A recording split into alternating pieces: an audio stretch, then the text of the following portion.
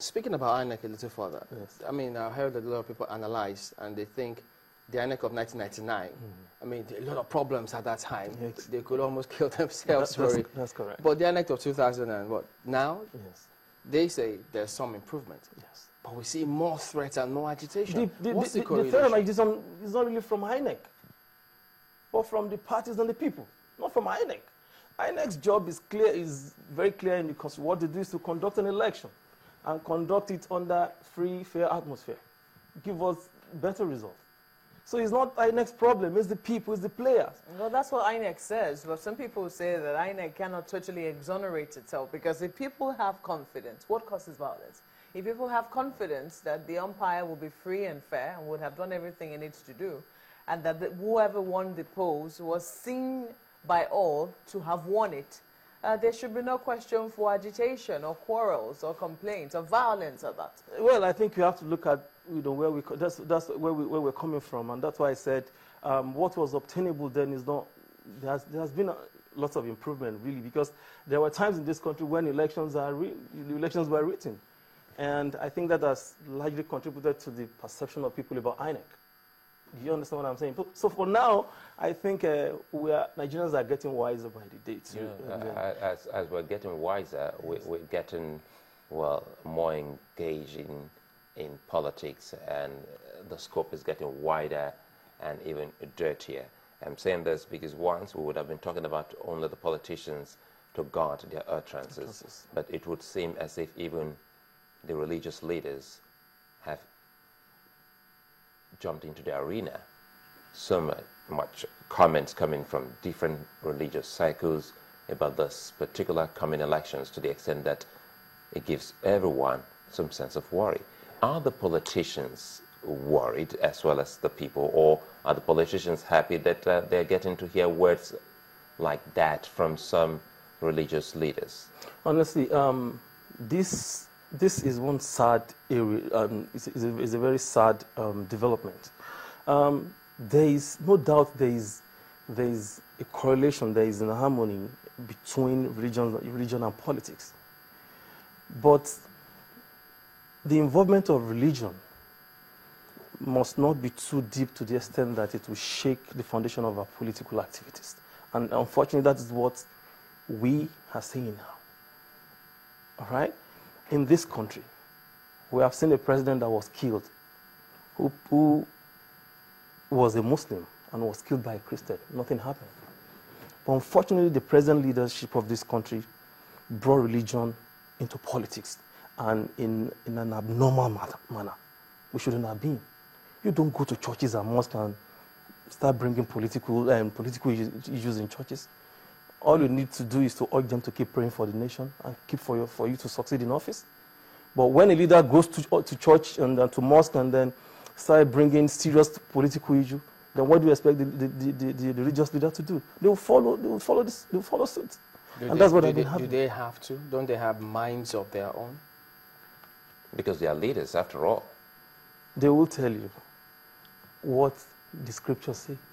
Yeah, but your leader can't tell you to put your head in the fire, and you put it. I won't put my head in the fire, of course, but So? the truth of the matter is that the way the leadership of the country has introduced politics, religion into politics and politics into religion is not too good for this nation, and that's one of the issues we're having now. Now, take North, for instance. When people listen to their religious leader even more than political leaders, because they will tell you this is what the Quran says, this is what the Bible says, and everybody, majority of people follow suit. Even as educated as you and I are, sometimes when we hear strong preaching on the TV, you begin to say, "Oh wow!" So this is the way. How can we correct them? How can we correct all of that? Because the situation whereby I thought I have, excuse me, freedom to exercise my franchise, Yes. and I go to the mosque, and the imam tells me he's going to place maybe a curse if I should go the other way. How does that work? Because we need to correct and save the nation, and that is Nigeria. That is why we're highlighting some of these. We don't need anyone whatsoever to come from any other country to tell us what to do. We know what to do, but how can we effect what to do so as to save the nation? Well, it's to say the least to always try and say the right thing and do the right thing. and then always be positive and say positive things to the mindset. And I think by that, it will sink into the people's consciousness. You don't need to say someone will be caught if it doesn't go your way. That's where the interest comes in, and that is no more religion. It has now become a personal thing. And probably a religious leader who says that is trying to impress either the governor or the president or whoever, and which should have, then is now left for the people to now decide. The people. The people, I think yes. that's what Chamberlain Yes, highlighted. You know what is fire and what is harm. Then it's now left for the harmful people to to you. now decide and say, okay, me, I will not follow. I'll follow this right route. Let's look at, because time and again we hear a lot of people bandy hearsay and take it as facts. You know, some people would not want maybe an opposing view, albeit factual or altruistic, because they think that word may be gospel, even though it is not. How much of responsibility do we have as individuals? To ensure that, okay, well, we've seen what both people are saying. After all, politics should not be do or die. Do we also have that mindset, or are we letting the so-called message of our leaders who give that impression that, no, this is do or die, this is, you have to... That is the point. That is the point. Anything that happens in any nation or any society, the people have key roles to play. And that role is nothing else than you taking the right decision. Somebody can come up and say, go and kill someone. Within you, killing someone is prohibited by both holy books. And morally, it's not right. So it's for you to now say, no, how can I go and kill someone? How can I go and start burning people's property? So if you sit back and say, no. So everything still centers on people and individual and decision they take at every point in time.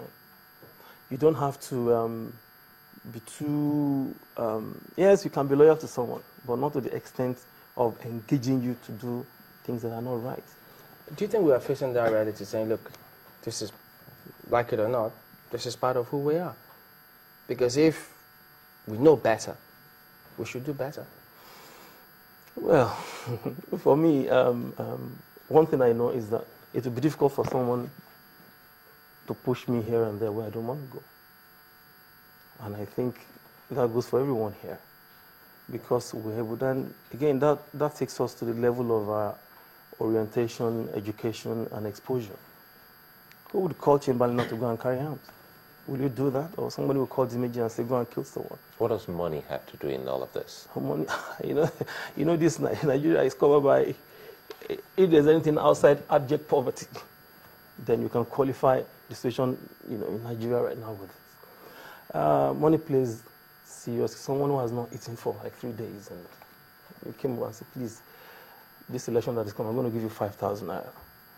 But if they rig me out, I'm going to give you 10,000. What I want to do is to go and burn the vehicle of that man or burn the house of my opponent. Somebody who has family, maybe 4, and nothing to do. The economy is at the lowest ebb right now.